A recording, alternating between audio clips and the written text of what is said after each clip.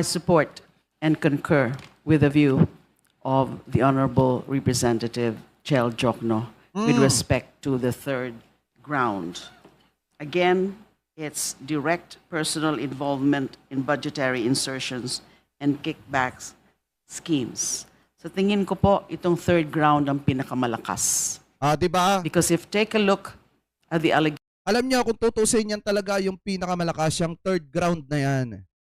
Kung matibay yung ebidensya laban sa presidente at kung may katotohanan yung sinasabi ni Saldico. Kaso problema nga mga kababayan, wala nga si Saldico, hindi kayang patotohanan yung mga sinasabi niya kasi paninira talaga sa ating mahal na presidente yung mga aligasyon po niya.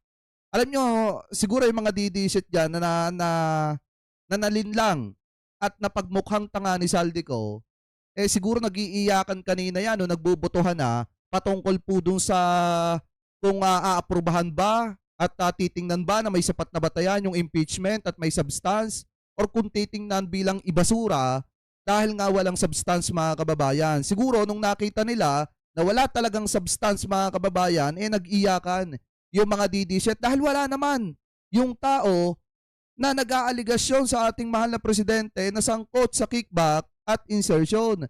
Dahil nga, hindi sumipot mga kababayan sa Kamara de Representantes, hindi nagpakita dyan para patunayan yung kanyang sinasabi. At isa pa dyan mga kababayan, halatang paninira naman talaga. Una pa lang, gumamit ng AI generated para makapaggawa ng video at yung binabasa ni Saldico doon, halatang scripted mga kababayan. Halatang may nagsulat ng script para idiin si Presidente. Anyway, tuloy pa natin. of the complaint. Lalo na yung tungkol sa mga claims o mga sinasabi through a video ng dating representative and chair of the Appropriations Committee. It would seem, if hypothetically admitted, meron talagang impeachable offense. Hypothetically committed mga kababayan, ibig sabihin, ipagpalagay na halimbawa, nakakumit nga ang presidente ng ganon. Halimbawa lang mga kababayan hindi ko sinasabing meron. Halimbawa lang, ipagpalagay. Yun talaga mga kababayan, lalo na kung may sapat na ebidensya, posible talagang maging grounds yun para ma-impeach si PBBM. Kaso ang problema, bukod sa walang sapat na batayan, itong mga nag-file ng impeachment laban sa presidente, maliwanag din naman, nagawa-gawa lang ni Saldico mga kababayan yung mga aligasyon niya laban po kay PBBM. Kaya ang ending, wala, shoot sa basurahan. Napakarami ng mga sinasabi niya. Ganon din yung pag-cite ng mga testimony ni Yusek Bernardo. And yung tungkol naman po sa Cabral files. Katulad po ng sinabi ni Representative Jokno, hindi po natin sinasabi na totoo na o paniniwalaan o credible yung mga sinabi na yon ng dating Representative Saldico sa video.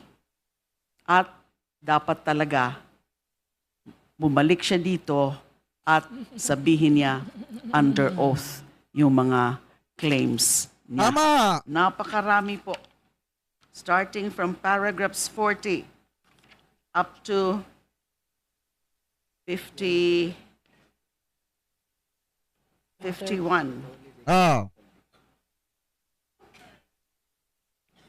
Imagine. Ko alleged that the instructions to accommodate the insertions came directly from President Marcos Jr. himself. Ko stated that DBM Secretary Amena Mina Pangandaman called him during bicameral conference committee deliberations in 2024 and relayed, quote, katatapos lang ng meeting nila ni Pangulo at may instructions na mag-insert o magpasok ng 100 billion worth of projects. Yung binabasang yan ni Congresswoman Laila de Lima, yan po yung mga sinabi ni Saldico. In subsequent video statements released on November 15 and 16 and November 24, Madam Chair, can we 26, ask Congressman de Lima 2025. to please adjust her microphone? Kindly speak closer to the microphone, Honorable De Lima. Salamat po. Ah, First, sa paragraph 41, may na-skip ako kanina. Former Undersecretary Bersamin, Executive Secretary Lucas Bersamin's nephew, confirmed that the President directed, according to Ko. Then Speaker Romualdez told Ko, when he immediately called the former Speaker after Bersamin's confirmation, what the President wants, he gets. Days later, Pangandaman and then Undersecretary Bersamin met with Ko and Romualdez at Aguada Building in Malacanang, etc. Meron sinasabi dito about a brown leather bag. ah, In subsequent video statements released on November 15 and 16 and November 24 and 26, Ko provided additional details. He displayed photographs of suitcases allegedly containing cash delivered to then Speaker Romualdez and President Marcos. He denied receiving money himself, although hindi ho ata nakapaniwala, stating diba? all the insertions went to the President and to Romualdez and that he merely facilitated deliveries. He described the delivery system.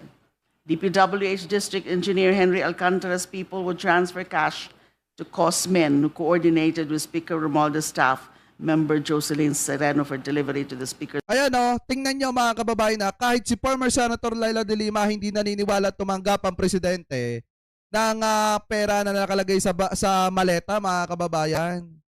Diba kahit si former Senator Laila de Lima, hindi siya naniniwala doon sa sinasabing 1 billion na dinala doon sa na yung perang dinala doon sa may Forbes Park Makati at pinick up nung pinagkakatiwalaan tao ni Presidente. Yan Diba mga kababayan, kahit sino talaga hindi basta maniniwala dyan eh. Kasi kung talagang kasabwat dyan ng Presidente, hindi niya pabubuksan ito. Hahayaan niya na lamang mga kababayan na mangyari yung sistema na ganyan. Kaso ang problema, mas pinipili niya ang taong bayan eh. Kaysa dun sa mga naging kaibigan niya na sangkot dito po sa sistema ng korupsyon na ito sa mga flood control project. Anyway, tuloy pa natin. Residences, etc., etc. Napakaraming factual allegations. Ah, Naniniwala ba tayo kay Ko? yan Kailangan po niyang bumalik dito para i-affirm niya under oath itong mga allegations. And we cannot simply dismiss them, set them aside, simply because he's now a fugitive from justice. Hindi natin gusto na fugitive from justice siya. Kailangan harapin niya. Alam nyo ba mga kababayan, may mga nagagalit dito sa mga dilawan. Sinasabi nila bakit nag-file ng impeachment ito laban daw po kay Presidente. Alam nyo mga kababayan, ito po yung pananaw ko po dyan eh. Ewan ko kung magagalit kayo sa akin o maiinis kayo. Pero para sa akin mga kababayan, karapatan kasi nila mag-file ng impeachment laban do sa mga opisyales na nakikitaan nila ng hindi maganda or nakikitaan nila na binabato ng maraming aligasyon. So karapatan po nila yan. Kung ang presidente nga, kung si PBBM nga, hindi naggalit bagkos hinayaan pa, etong mga taong ito na sundin yung kanilang karapatan mga kababayan, ang pinakamaganda kasi dito, napatunayan ng presidente na siya po ay inosente at napatunayan mismo dito sa Kamara de Representantes na ang presidente ay walang kinalaman base dun sa mga matitinding aligasyon na ibinabato po laban sa kanya. Yun yung pinakamaganda dyan. Kaya good thing na rin mga kababayan na nag-file ng impeachment etong mga ito. Dahil napatunayan natin na ang presidente mga kababayan ay malinis ang hangarin laban po sa mga taong naninira sa kanya. Diba? Malinis ang hangarin ng presidente mga kababayan. At yan lamang yung maibabato niya dun sa mga tao na naninira sa kanya. Yan lamang yung pwede niyang ipanlaban dun sa mga tao na naninira po sa kanya mga kababayan. Ngayon, since tapos na itong impeachment na ito laban kay PBBM, syempre uusad na yung 1 year. 1 year ban. Diba? 1 year bar rule ata yan, ban rule. Diba? Uusad na yan. Ang tanong ngayon, since tapos na yan, sino ang next? Ang balita ko, matitigas, matitibay yung ebidensya laban kay Vice President. Hahantong pa sa point na magkakabuklatan ng bank account. O di ba mas matindi yon? Kasi ngayon, ang pinakamaganda mga kababayan, okay na rin na nangyari to. Nag-file ng impeachment sila. Para nang sa ganun, tapos na yung ibinabato nila laban sa presidente. Tama yung sinabi ni former Senator Laila de Lima, hindi porkit inakusahan ni Amy Marcos na gumagamit si PBBM ng ipinagbabawal na bato, impeachable na agad ang presidente. Hindi porkit tahimik ang presidente sa issue na ibinabato laban sa kanya, may impeach na agad ang presidente. So ito yung pinaka-the best, daanin sa tama at legal na pamamaraan. Kaya ang ending mga kababayan, napatunayan natin na malinis ang hangarin ng presidente sa mga kababayang Pilipino po natin at sa kanyang posisyon bilang Pangulo ng Republika ng Pilipinas. Sa madalit salita, magtutuloy-tuloy pa rin ang pagpapanagot at pagpapakulong ni PBBM doon po sa mga tao na sangkot sa maanumalyang flood control. Diba? Magtutuloy-tuloy pa rin. Wala nang atrasan yan, dire-diretso na yan. Yung mga nabanggit na pinasasampahan na ng kaso, katulad ni Joel, Jinggoy, Chis Escudero, mananagot at mananagot yung mga yan. Ano pa anyway, tuloy pa natin. Niya, yung mga pananagutan din niya bilang Appropriations Committee Chair. Tama. And i-affirm under oath yung mga sinasabi niya. In addition to the 100 billion in insertions, ang isa po sa mga allegations, PBBM directed the insertion of another 50 billion. On December 2, 2024, 200 million was allegedly delivered, allegation lang po ito, was delivered to the PBBM's Forbes house. On December 5, 2024, another 800 million was delivered to the same house. Yusek Jose Cadiz delivered these sums to PBBM's house. That's an allegation. Tama. Another 8 billion in cash was delivered by DPWH Yusek Roberto Bernardo to PBBM through Yusek Olaivar and Adrian Bersamin. These allegations by themselves are enough to establish the gravity of the charge so as to constitute the impeachable offense of betrayal of public trust and, of course, graft and corruption.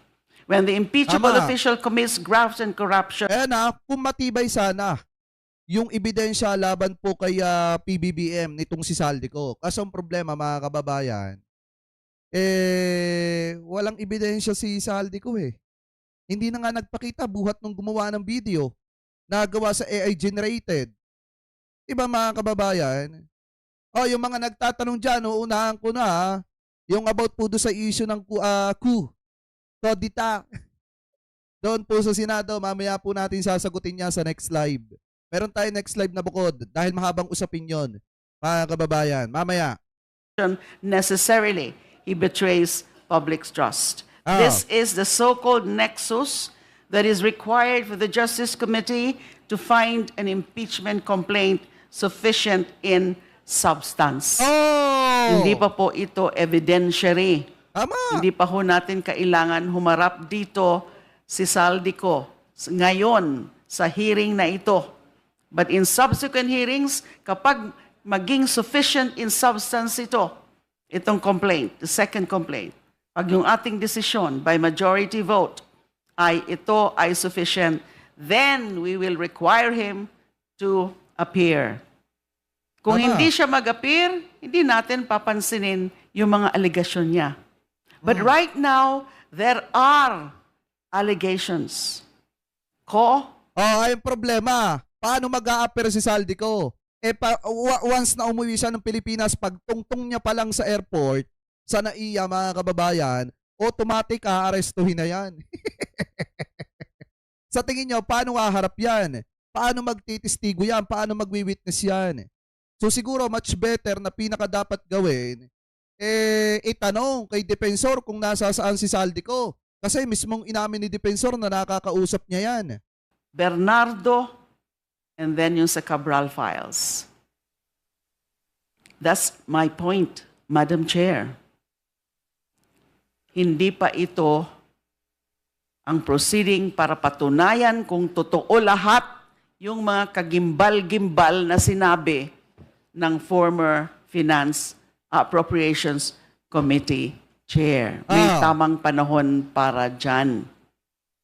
But hindi natin pwedeng isarado ang mata natin dito sa mga factual allegations. Sufficient factual allegations. Oh. The third ground, to me, is the strongest ground among the three grounds. Dahil may mga aligasyon na hindi ko, again, kailangan ko po talagang ulitin, hindi ko pa po sinasabi na naniniwala ako sa mga aligasyon. Pero gusto kong malaman kung totoo. Tama. At yun siguro ang gusto ng taong bayan, malaman. Totoo ba yung mga sinasabi ni Saldico, ni Yusek Bernardo na nag-appear na sa Senado? Yun lang po ang punto. If the Justice Committee is to abide by its mandate and follow its own rules, the sufficiency and gravity of those factual allegations, including the others, in the complaint, and the nexus that they establish with the impeachment ground charge, which is betrayal of public trust. Kasi kung totoo mga yon, that is definitely and unquestionably betrayal of public trust. Oh, It tama. necessarily calls for a finding of sufficiency in substance. Thank you. Kaso ang problema mga kababayan, hindi totoo eh. Hindi rin kayang humarap ni Saldico para patunayan na yung kanyang sinasabi ay may katotohanan. At meron siyang backup evidence para patunayan yun. So ngayon mga kababayan, kung mapapakinggan nyo naman, kung i-analyze nyo yung sinabi dito, ni former Senator Laila de Lima, wala tayong nakikitang mali dyan.